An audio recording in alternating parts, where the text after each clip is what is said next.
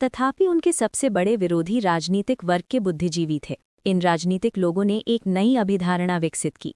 उस अभिधारणा के अनुसार राजनीतिक सुधार को सामाजिक सुधार पर अग्रता प्रदान करना था। इस अभिधारणा पर मंचों पर तर्क प्रस्तुत किए गए और इसका समर्थन बंबई उच्च न्यायालय के न्यायाधीश न्यायमूर्ति तैलांग जैसे प्रसिद्ध लोगों ने किया। वो एक कुशाग्र बुद्धि वकील थे। उन्होंने उत्कृष्ट कौशल से ये कार्य किया। इस अभिधारणा ने लोगों का ध्यान आकर्षित किया। समाज सुधार आंदोलन के मार्ग में बाधा डालने वाले यदि किसी एक कारण को उत्तरदायी ठहराया जाए तो ये राजनीतिक सुधार की इस मांग को ठहराया जा सकता है। इस अवधारणा का समर्थन नहीं किया जा सकता और मुझे इस बात में कोई संदेह नहीं है कि राणा डे के विरोधी गलत थे और उन्होंने इसके अनुसार काम करके देश का हित नहीं किया। जिस आधार पर न्यायमूर्ति तेलांग ने राजनेताओं की अभिधारणा का समर्थन किया था वो वास्तव में तर्कसंगत था, परंतु वो इस बात को पूर्णतया भूल गए कि तर्क विवेक नहीं होता और साहस तर्क नहीं होता। उन्हें सामाजिक तथा राजनीतिक के बीच परस्पर संबंध की वो सही समझ नहीं थी जो इस विषय में राणा डे को थी। आइए हम इस अभिधारणा के कारणों की जांच करें। जो तर्क दिए गए थे वे बहुत प्रभावशाली नहीं थे, परंतु मैं उन सबसे प्रभावशाली तर्कों का सामना करने के लिए तैयार हूं जो दिए जा सकते थे। फिर भी ये अभिधारणा टिक नहीं पाएगी। मुझे जो बातें सबसे अधिक प्रभावशाली प्रतीत होती हैं वे है सर्वप्रथम ये कहा जा सकता है कि हम पहले राजनीतिक शक्ति चाहते हैं क्योंकि हम लोगों के अधिकारों की रक्षा करना चाहते हैं। ये उत्तर सरकार के एक बहुत ही साधारण सिद्धांत की उपज है जिसका प्रतिपादन अमरीकी राजनेता जेफरसन ने किया था। उनके मतानुसार राजनीति राज्य द्वारा शासन का केवल एक कार्य है जिससे कि लोगों के अधिकारों को बिना किसी बाधा के बनाए रखा जा सके। मान लीजिए कि ये सिद्धांत ठोस है। प्रश्न ये है कि यदि कोई अधिकार है ही नहीं तो राज्य शासन किस पर करेगा? शासन के पक्ष को सार्वभाग गंभीरता प्रदान करने के लिए अधिकार तो होने ही चाहिए। प्रत्यक्ष है कि ये अभिधारणा की राजनीतिक सुधार सामाजिक सुधार से पहले होना चाहिए तब तक एक निरर्थक प्रस्ताव रहता है जब तक कि विचार ये हो कि सरकार का काम उन लोगों की रक्षा करना होता है जिनके पास निहित अधिकार होते हैं और उनको दंड देना होता है जिसके पास कुछ नहीं होता। दूसरा आधार जिस पर इस अभिधारणा के समर्थन में जोर दिया जा सकता है वह है कि वे राजनीतिक शक्ति प्राप्त करना चाहते हैं। वे प्रत्येक व्यक्ति को कानून द्वारा कुछ मूल अधिकार देना चाहते हैं और ये तभी दिए जा सकते हैं जब पहले राजनीतिक शक्ति प्राप्त कर ली जाए। ये बात निस्संदेह ऊपर से बहुत युक्तिपूर्ण लगती है, परंतु क्या इसमें कोई सार है? मूल अधिकारों का विचार अमरीकी संविधान में तथा क्रांतिकारी फ्रांस द्वारा निर्मित संविधान में उन्हें अधिनियमित करने के समय से सुविदित हो गया है। प्रत्येक व्यक्ति को मूल अधिकार प्रदान करने का विचार निसंदेह बहुत ही प्रशंसनीय है। प्रश्न ये है कि उनको कारगर किस प्रकार बनाया जाए। प्रचलित मत ये है कि जब अधिकारों का विधि में अधिनियमन हो जाता है तो वे सुरक्षित हो जाते हैं। ये फिर एक अनुचित मान्यता है। अनुभव तो ये सिद्ध करता है कि अधिकारों की रक्षा कानून के द्वारा नहीं बल्कि समाज की सामाजिक तथा नैतिक चेतना द्वारा की जाती है। यदि सामाजिक चेतना ऐसी है कि वो उन अधिकारों को मान्यता देने के लिए तैयार है जिनका अधिनियमन कानून करता है तो अधिकार सुरक्षित रहेंगे, परंतु यदि मूल अधिकारों का समुदाय द्वारा विरोध किया जाता है तो कोई कानून, कोई संसद, कोई न्यायपालिका वास्तविक अर्थ में उनकी गारंटी नहीं दे सकती। अमेरिका में नीग्रो लोगों के लिए, जर्मनी में यहूदियों के लिए, भारत में अछूतों के लिए मूल अधिकारों की क्या उपयोगिता है? बर्क ने कहा कि भीड़ व बहुसंख्या को दंड देने के लिए कोई तरीका नहीं मिलता। कानून एक एकाकी उदंड अपराधी को दंड दे सकता है। ये उन लोगों के समूचे निकाय के विरुद्ध कभी कार्यवाही नहीं कर सकता जो इसका विरोध करने का निश्चय कर लेते हैं। कोलरिज के शब्दों में, सामाजिक चेतना आत्मा का वो शांत एवं सच्चरित्र विधायक है जिसके प्रभाव में शेष सभी शक्तियां आपस में टकराएंगी। वही समस्त मूल अथवा अमूल अधिकारों की एकमात्र रक्षिका है। राजनीतिक लोगों का तीसरा तर्क स्वशासन के अधिकारों पर आधारित हो सकता है। स्वशासन अच्छे शासन से बेहतर होता है। ये एक सुविदित नारा है।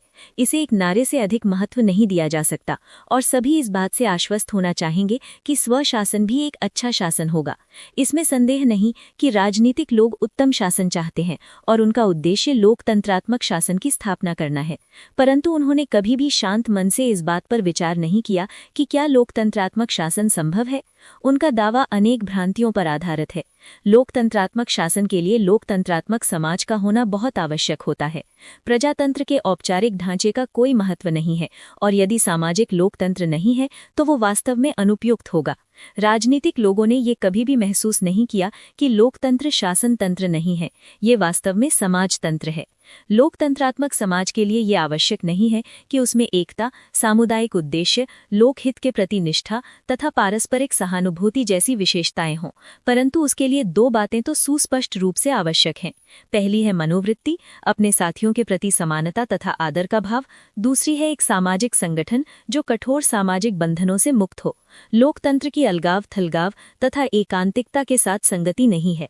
उनके फलस्वरूप सुविधाग्रस्त एवं सुविधा विहीन लोगों के बीच दरार पैदा होती है। दुर्भाग्यवश राणा डे के विरोधियों ने इस तथ्य की सच्चाई को कभी भी महसूस नहीं किया। इसकी परख के लिए कोई भी कसौटी अपनाई जा सकती है और उससे ये पता चलेगा कि इस विवाद में राणा डे ने जो रुख और कार्य योजना अपनाई, भले ही वो राजनीतिक सुधार की पूर्व आवश्यकताएं नहीं थीं, पर वो सही तथा बुनियादी थीं। राणा डे ने ये तर्क दिया कि हिंदू समाज में ऐसे कोई अधिकार नहीं है जिन्हें मनुष्य नैतिक दृष्टि से मान्यता दे सके। उसमें मुट्ठी भर लोगों के लिए विशेष सुविधाएं और विशाल बहुसंख्यक जनसमूह के लिए घोर असुविधाएं थीं। राणा डे ने अधिकार सृजन के लिए संघर्ष किया। राणा डे हिंदू समाज की रुग्ण तथा मृतप्राय चेतना में जीवन का संचार करना चाहते थे। राणा डे एक ऐसे सामाजिक लोकतंत्र का निर्माण करना चाहते थे जिसके बिना किसी प्रकार की निश्चित तथा स्थायी राजनीति हो ही नहीं सकती। संघर्ष दो परस्पर विरोधी दृष्टिकोणों के बीच था और वो इस प्रश्न पर केंद्रित था कि एक राष्ट्र के जीवित रहने के लिए राजनीतिक स्वतंत्रता तथा सशक्त नैतिक ताने बाने में से कौन सा अधिक महत्वपूर्ण है।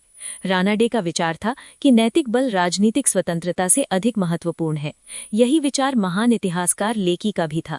वो इतिहास का सावधानी से तथा तुलनात्मक अध्ययन करके इस निष्कर्ष पर पहुंचे थे। अपने राष्ट्र की शक्ति तथा समृद्धि की नींव के आधार हैं विशुद्ध घरेलू जीवन, व्यापार में ईमानदारी, नैतिकता तथा लोकहित के उच्च स्तर, सादा जीवन, साहस, सच्चाई तथा निर्णय में तर्क और उदारता का निश्चित पुट, जिसमें चरित्र और बौद्धिक प्रतिभा का समान योगदान हो। यदि आप किसी राष्ट्र के भविष्य के लिए एक बुद्धिमत्तापूर्ण निर्णय करते हैं तो ध्यान से देखिए कि गुणों का उत्कर्ष हो रहा है या अपकर्ष। ध्यान दीजिए कि प्रश्न की सार्वजनिक जीवन में किन गुणों का सबसे अधिक महत्व होता है। क्या चरित्र का महत्व बढ़ रहा है या घट रहा है? जो लोग राष्ट्र में सर्वोच्च पद पर आसीन हैं, क्या वे उन लोगों में से हैं जिनका नाम निजी जीवन में पार्टी का लिहाज किए बिना सक्षम पारखी लोग सच्ची श्रद्धा के साथ लेते हैं? क्या वे सच्चे विश्वास वाले, सुसंगत छवि वाले तथा निर्विवाद सत्यनिष्ठा वाले व्यक्ति हैं? केवल इस धारा को देखकर ही आप किसी राष्ट्र की जन्मपत्री तैयार कर सकते हैं। राणा डे न केवल बुद्धिमान थे बल्कि तर्कनिष्ठ भी थे। उन्होंने अपने विरोधियों को चेतावनी दी कि वे राजनीति में आमूल परिवर्तनवादियों तथा समाज में अति अनुदारवादियों की भूमिका अदा करें। उन्होंने सुस्पष्ट और सही शब्दों में चेतावनी दी, आप आधे अधूरे उदार नहीं हो सकते। आप राजनीति में उदार तथा धर्म में रूढ़िवादी नहीं हो सकते। दिल और दिमाग साथ साथ रहने चाहिए। आप ये दोनों काम एक साथ नहीं कर सकते कि आप अपनी बुद्धि का परिष्कार कर लें, मन को पुष्ट कर लें, अपने राजनीतिक अधिकारों तथा विशेषाधिकारों का क्षेत्र भी बढ़ा लें और साथ ही साथ अपने दिलों के द्वार बंद करके उसे संकीर्ण भी कर लें। ये एक निरर्थक स्वप्न है कि हम लोगों से तब ये आशा करें जब वो अपने निजी अंधविश्वास तथा सामाजिक दोषों के बंधन में बंधे रहें, जबकि वो अपने शासकों से अधिकार तथा विशेषाधिकार प्राप्त करने के लिए संघर्ष कर रहे हों। शीघ्र ही इन व्यर्थ स्वप्न दृष्टाओं को अपने स्वप्नों के ध्वस्त होने का पता चल जाएगा। अनुभव ने दर्शा दिया है कि राणा डे के ये शब्द सत्य सिद्ध हुए हैं। यहाँ तक कि ये पैगंबरी भविष्यवाणी रही है। जो इससे निकार करते हैं वे इस बात पर विचार करें, हम आज राजनीति में कहाँ हैं और हम वहाँ क्यों हैं। राष्ट्रीय कांग्रेस की स्थापना हुए अब 50 वर्ष हो गए हैं। इसका नेतृत्व अनेक हाथों से गुजरा है। मैं ये नहीं कहता कि वो समझदारों से नासमझों या यथार्थवादियों से आदर्शवादियों के हाथों में गया है, परंतु ये नरमपंथियों से उग्र सुधारवादियों के हाथों में चला गया है। हमारी राजनीतिक यात्रा के 60 वर्ष के अंत में आज देश कहाँ पर खड़ा है? इस गतिरोध का क्या कारण है? उत्तर सीधा है, गतिरोध का कारण है सामुदायिक समझौते का अभाव। पूछिए कि राजनीतिक समझौते के लिए सामुदायिक समझौता क्यों आवश्यक है और राणा डे के दृष्टिकोण के बुनियादी महत्व को महसूस कीजिए। इस प्रश्न का उत्तर समाज व्यवस्था में मिलेगा। वो लोकतंत्र का घोर विरोध करती है, वो क्लासों की प्रबल समर्थक है, वो घोर जन विरोधी है, वो क्लास उच्चता तथा सांप्रदायिकता से भरपूर है। यदि राजनीतिक लोकतंत्र का उसका आधार बनाया जाएगा तो वो पूर्ण विडंबना होगी। यही कारण है कि उच्च जातियों के हिंदुओं के अलावा कोई भी गंभीर समायोजन के बिना इसे राजनीतिक लोकतंत्र का मुद्दा बनाने के लिए सहमत नहीं होगा। कुछ लोग ये तर्क देकर संतुष्टि प्राप्त कर सकते हैं कि गतिरोध ब्रिटिश सरकार ने उत्पन्न किया है। लोग ऐसे विचारों को ग्रहण करना पसंद करते हैं जो उन्हें संतोष प्रदान करते हैं और दूसरों पर जिम्मेदारी डाल देते हैं।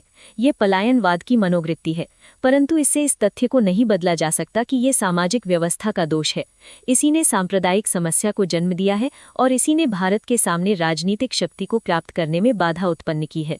रानाडे का उद्देश्य अगर नई व्यवस्था बनाना नहीं था तो प्राचीन व्यवस्था का परिमार्जन करना अवश्य था। उन्होंने हिंदू समाज के नैतिक स्तर में सुधार लाने पर जोर दिया। यदि उनकी बातों को सुना जाता और उसका अनुसरण किया जाता तो कम से कम इस व्यवस्था की कठोरता तो समाप्त हो ही जाती। भले ही इससे सांप्रदायिक समझौते को टाला नहीं जा सकता था, पर उसे आसान तो किया जा सकता था।